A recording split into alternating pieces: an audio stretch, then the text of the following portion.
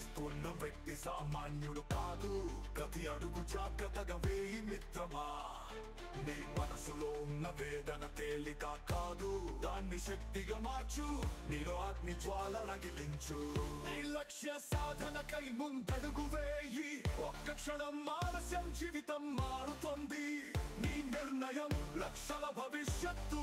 ఆచితూచి అడుగు వేయి, ధైర్యంతో ముందుకు సాగు.